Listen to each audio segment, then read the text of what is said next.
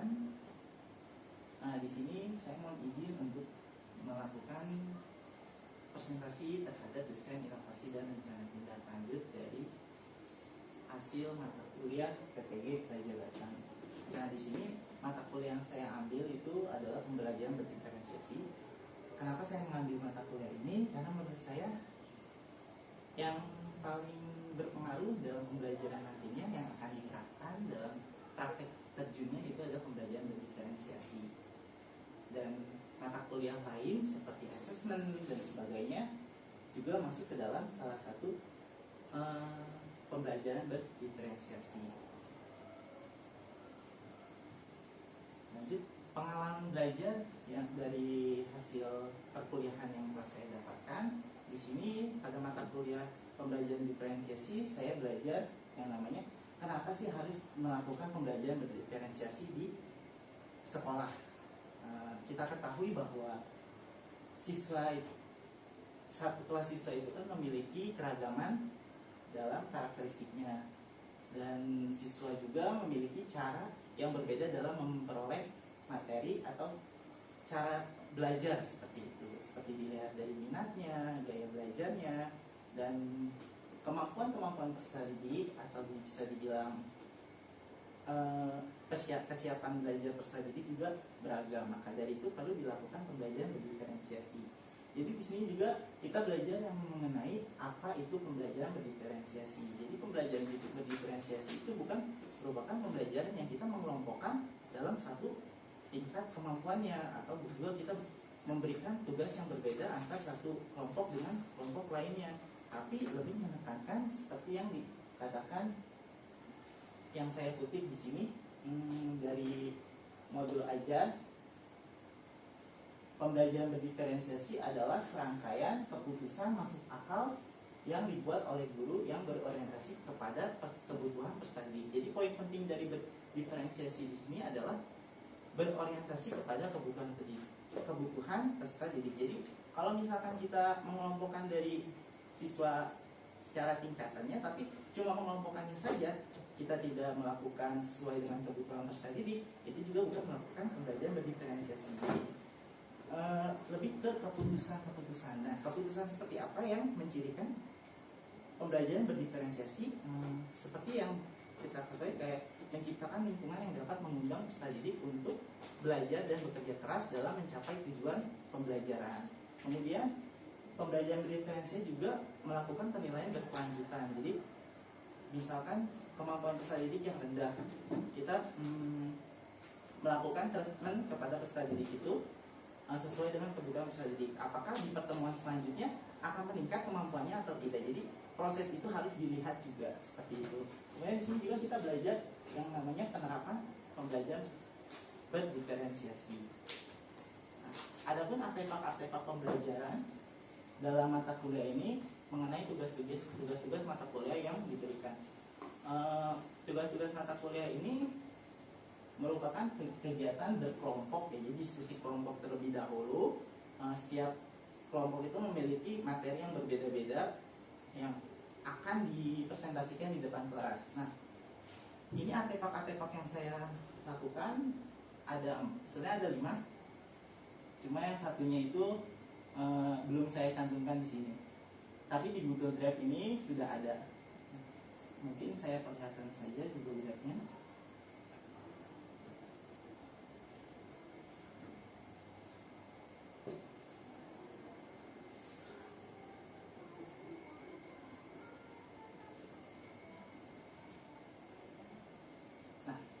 Ini artefak-artefaknya. Di sini saya membuat PPT bersama kelompok mengenai pembelajaran diferensiasi, pengertian dari pembelajaran diferensiasi, terus ciri-cirinya itu seperti apa dan sebagainya. Kemudian pada pertemuan berikutnya kami juga berkelompok lagi dan dipresentasikan itu mengenai aspek-aspek pembelajaran berdiferensiasi. Ada 4 aspek sebenarnya, yaitu konten, proses, produk, sama lingkungan belajar. Nah, di sini kebetulan kelompok saya itu kebagian dari aspek dari lingkungan belajar. Nah, lingkungan seperti apa sih yang mempengaruhi pembelajaran berdiferensiasi? Nah, ini di sini ada setiap orang dalam kelas akan menyambut dan merasa disambut dengan baik. Jadi setiap peserta didik itu merasa dirinya dibutuhkan di kelas itu. Kemudian setiap orang di dalam kelas tersebut saling menghargai. Jadi tidak ada yang merasa paling tinggi, paling pintar, paling pandai. Jadi semuanya itu yang pandai mengajarkan yang kurang, seperti itu. Saling mengajarkan. Kemudian ada juga murid akan merasa aman. Jadi tidak ada situasi di mana murid itu takut untuk maju ke depan, takut untuk berbuat salah dalam mengerjakan soal, seperti itu. Jadi harus ada dorongan juga dari guru, seperti itu. Guru mengajar untuk pencapaian kesuksesan. Nah, seperti ini, mencapai untuk pencapaian kesuksesan. Jadi tujuan walaupun berdiferensiasi, tapi tujuan pembelajaran itu tetap satu. Nah, bagaimana cara kita yang rendah itu untuk mencapai kesuksesan ke tujuan pembelajaran yang diinginkan. Jadi mau nggak mau kita harus memberikan treatment yang berbeda kepada peserta didik yang rendah, yang sedang, dan yang tinggi, seperti itu. Nah, kemudian ada lagi mengenai strategi pembelajaran berdiferensiasi, dan ini RPP yang dibuat oleh kelompok saya mengenai pembelajaran diferensiasi. Saya lanjutkan ke presentasinya.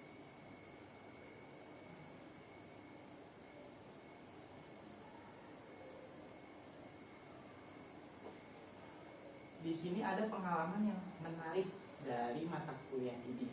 Pengalaman apa yang menarik yang saya dapatkan di mata kuliah ini? Saya mendapatkan bahwa kemampuan peserta didik itu berbeda-beda. Jadi bagaimana cara kita memberikan treatment kepada peserta didik juga harus berbeda-beda. Jadi harus menyesuaikan kebutuhan dari peserta didiknya. Contohnya kalau misalkan kita lihat dari gaya belajar atau minat belajar peserta didik yang gemar, yang gaya belajarnya visual, kinestetik, dan auditorik tentu berbeda. Yang kinestetik mungkin bisa dikasih kegiatan aktivitas, terus kemudian yang visual itu bisa dikasih membaca buku, terus kalau visual audio itu bisa menggunakan video pembelajaran, seperti itu. Nah, di sini juga kita harus memperhatikan kepemahaman peserta didik. Jadi kesiapan belajar peserta didik. Jadi kita ketahui bahwa peserta didik, terutama di sekolah negeri ya, kemampuannya itu beragam. Ada yang rendah, sedang, tinggi. Dan yang rendah itu bukan berarti kita mengabaikannya saja. Kita juga harus memberikan tekanan yang lebih kepada yang rendah untuk mencapai keberhasilan dari tujuan pembelajaran, seperti itu. Nah, kemudian desain invensinya itu apa? Atau inovasinya? Di sini saya membuat modul ajar atau EPP dengan memperhatikan kebutuhan peserta didik atau disebut dengan pembelajaran berdiferensiasi, dan yang kedua itu melakukan pembelajaran berdiferensiasi. Nah, untuk mencapai inovasi ini tentu ada rencana tindak lanjut yang harus saya lakukan. Yang pertama itu membuat tes diagnostik, kemudian memperhatikan kemampuan peserta didik, serta menyusun rencana pelaksanaan pembelajaran. Nah, ini akan saya bahas satu persatu di slide ini. Nah, untuk kegiatan tes diagnostik sudah saya lakukan. Saya juga membuat instrumennya. Nah, di sini saya buat pada awal pertemuan saya buat instrumennya. Kenapa ada pengurangan kenapa ada penjumlahan juga? Karena saya berpikir tidak menutup kemungkinan SMA juga masih kurang paham dalam penjumlahan bilangan negatif, perkalian dalam bilangan negatif, kemudian operasi pecahan dan sebagainya. Jadi yang saya buat itu soal-soal yang mendukung materi yang akan diajarkan, seperti itu. Nah, kebetulan saya itu akan mengajarkan turunan fungsi aljabar. Jadi ini tes diagnostik. Nah, ini sudah saya lakukan. Hasilnya itu tidak saya jabarkan di sini karena masih berupa coret-coret saja. Jadi nggak benar-benar hasil yang real saya ini kan. Ternyata dari hasil yang saya dapat ada juga yang kesulitan dalam melakukan operasi penjumlahan dalam bilangan pecahan. Terus ada juga yang tidak bisa melakukan fungsi kuadrat atau bukan fungsi kuadrat, melakukan operasi aljabar fungsi kuadrat, seperti itu. Jadi mau nggak mau, karena kita ingin belajar diferensiasi, jadi harus memberikan treatment yang ini dulu, mengajarkan materi yang ini dulu, sehingga pembelajaran itu, tujuan pembelajarannya itu akan tercapai, seperti itu. Nah, kemudian rencana tindak lanjut selanjutnya itu memperhatikan kemampuan peserta didik selama proses pembelajaran sehingga dapat memberikan sesuai kebutuhan peserta didik di pertemuan berikutnya.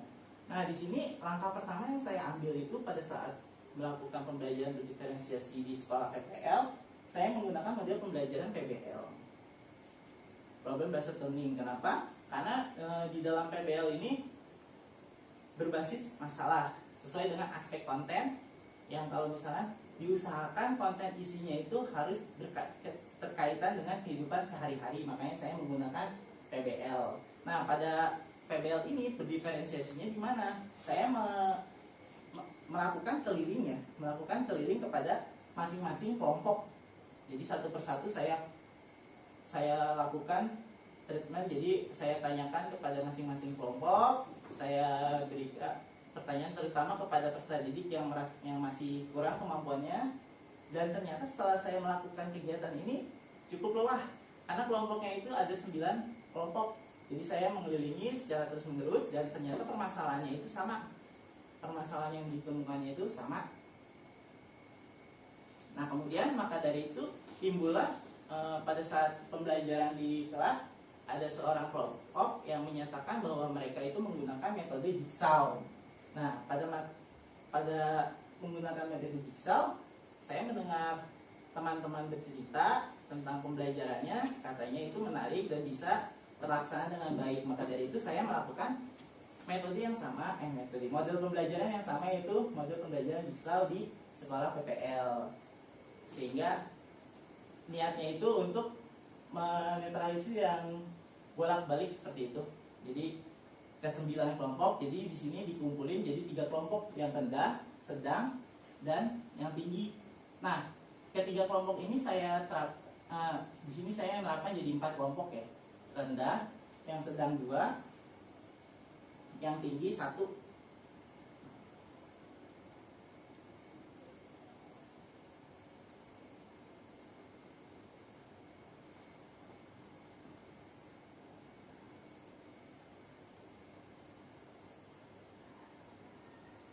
Nah, ini di sini yang paling kiri, kalau di gambar yang sebelah sini, yang paling kiri itu yang rendah, yang kemudian di baris kedua, di kolom yang kedua itu yang sedang, dan yang ketiga itu yang sedang, yang paling ujung sebelah kanan itu yang tinggi, seperti itu.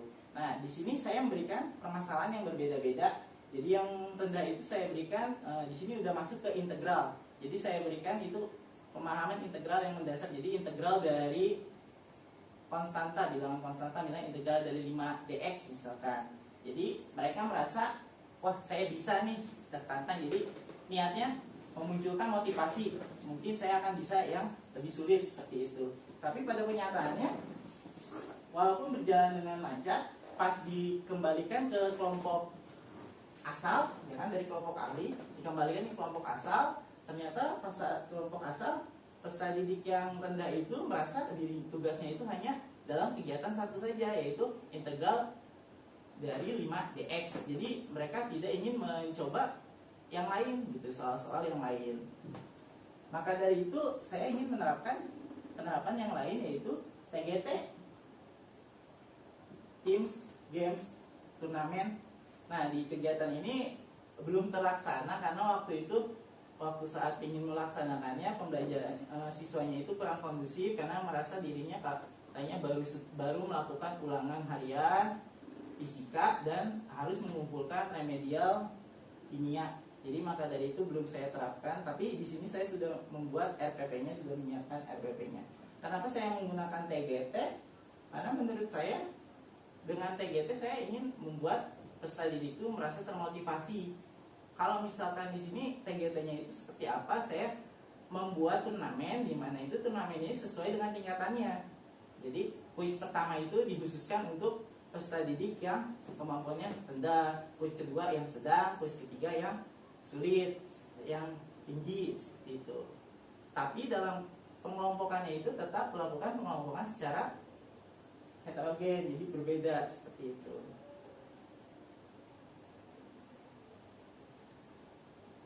Nah, kemudian untuk rencana tindak lanjutnya itu menyusun rencana pelaksanaan pembelajaran atau modul ajar sesuai dengan karakteristik peserta didik seperti menyesuaikan pembelajaran dengan kemampuan peserta didik seperti yang sudah saya terapkan sebelumnya. Nah, tapi di sini saya belum menerapkan yang melakukan pembelajaran sesuai dengan gaya belajar peserta didik. Nah, saya ingin rencananya ke depannya itu melakukan pembelajaran sesuai dengan kebutuhan gaya belajar peserta didik. Di sini saya sudah mencoba mencari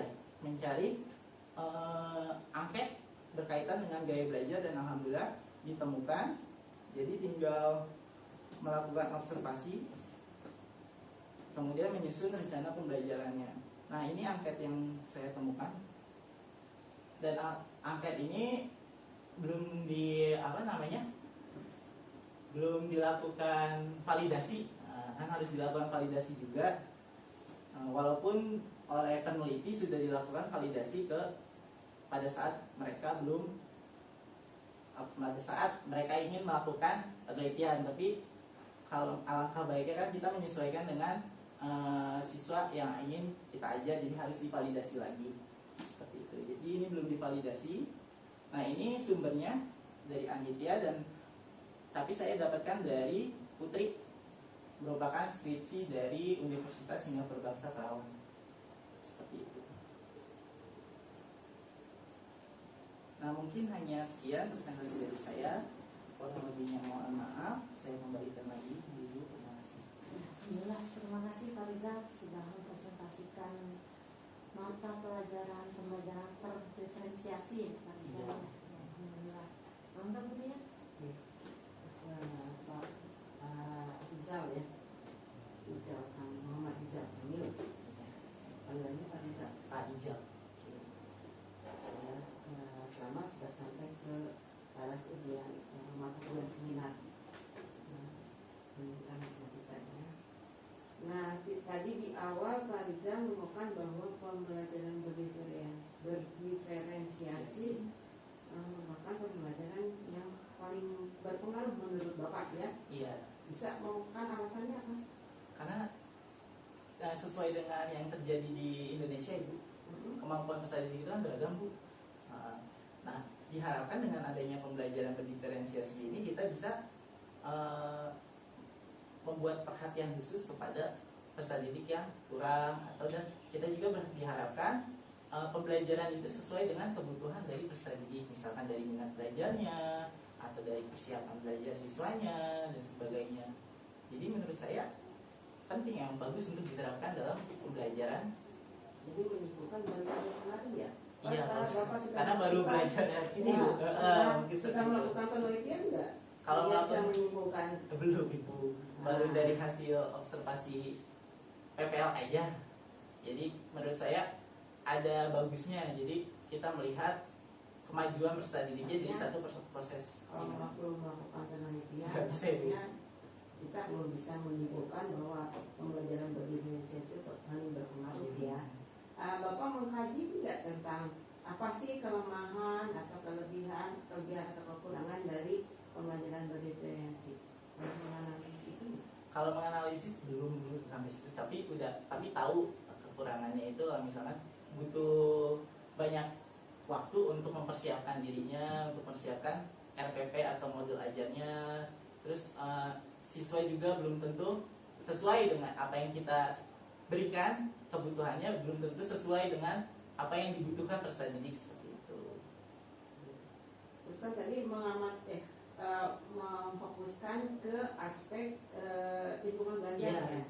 Bisa menjelaskan lebih detail seperti apa sih dengan memperhatikan aspek lingkungan belajar?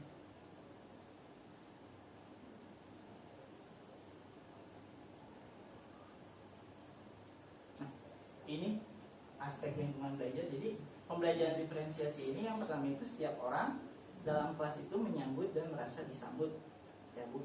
Jadi enggak, kan biasanya itu kelas berkelompok, tapi yang paling aktif itu yang pintar aja, itu yang biasanya yang kurang aktif itu, yang kurang kemampuannya kurang, itu nggak kerja apa-apa. Nah, diharapkan di pembelajaran berdiferensiasi itu dengan fasilitas guru membuat peserta didik yang kurang itu merasa dirinya itu dibutuhkan di kelompok itu, gitu. Jadi merasa dirinya itu disambut juga di kelompok itu. Realnya mau seperti apa gitu. Secara real ya. Seperti yang sudah saya lakukan, kalau misalkan kayak model jigsaw ya. Kalau model jigsaw itu kan saya memberikan treatment yang berbeda. Itu yang model jigsaw sudah dilakukan. Udah dilakukan. Yang belum dilakukan itu yang TGT.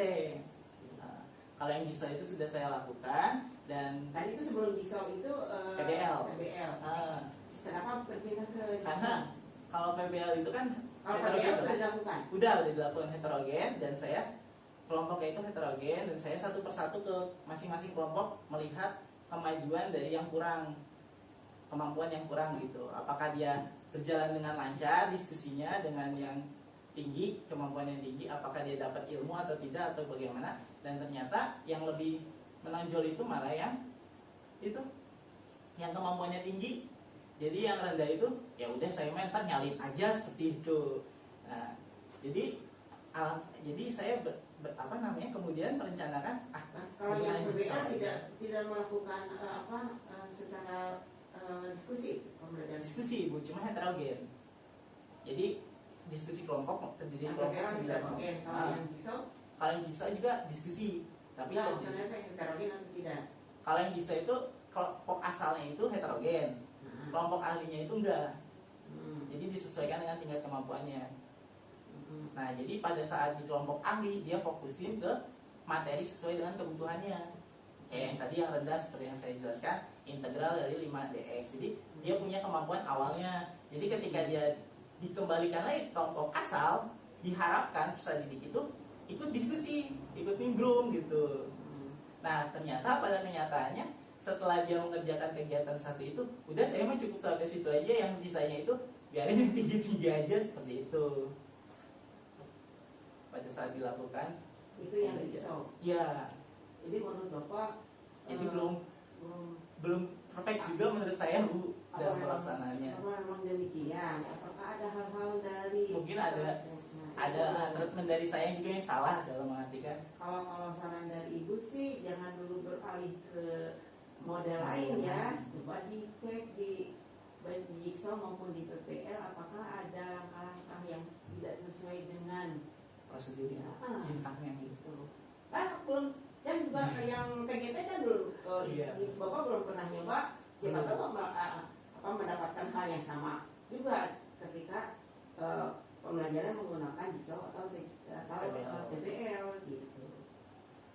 Iya, jadi fokus dulu ya Bu ke model satu. Iya, jadi kan biar mata ternyata kekurangannya itu di sini, ini harus diperbaiki. Ya, kan kita belum tahu juga benar enggak TGT juga berhasil gitu. Jadi terus mau coba jadi istilahnya itu jadi ngacak gitu lah ya. Itu kan juga kenapa muncul model-model itu kan pasti ada kelebihannya. Nah kita ambil yang kelebihannya. Nah Bapak memperhatikan tidak dari masing-masing model pembelajaran yang ada itu kelebihannya apa? Lebih sekilas aja dari presentasi teman-teman gitu. Jadi belum itu kan kalau teman-teman tidak berhasil belum tentu Bapak tidak berhasil juga. Jadi kalau berhasil dengan memperhatikan hal-hal yang kekurangannya itu kelebihannya apa, kekurangannya apa. Nah kalau dalam pemilihan model pembelajaran itu perlu tidak kita memperhatikan karakteristik dari materi? Perlu. Kalau misalkan kalau PBL kan perlu diperhatikan juga karakteristik dari materinya. Iya. Selain materinya, apalagi yang perlu kita perhatikan ketika kita ingin menentukan model pembelajaran? Selain materi apa? Kondisi kelasnya juga Ibu, apakah bisa diajak diskusi atau tidak peserta didiknya, atau lebih senang individual atau bagaimana? Banyak sekali karakter sisi yang harus diperhatikan ya dalam menentukan model pembelajaran. Tadi Ibu tertarik dengan yang coba bisa ditanya nggak tadi soal tes diagnostik? Yang sedikit menggelitik, bisa diperbesar nggak?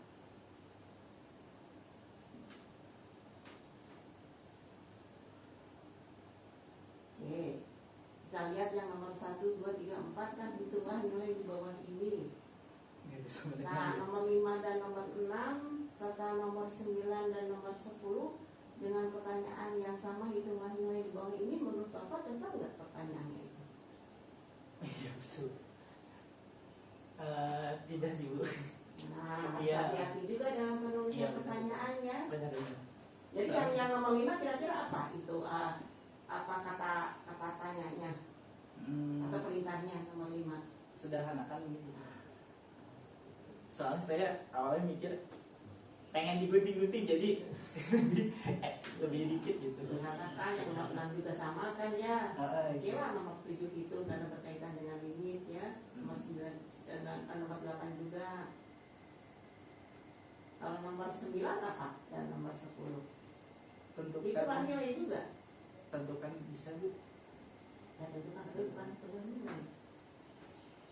Nilai apa? Kan nanti diperoleh bentuk turunannya. Iya, Terus nilainya apa? masih dalam bentuk fungsi. Nilainya apa? Maksudnya belum.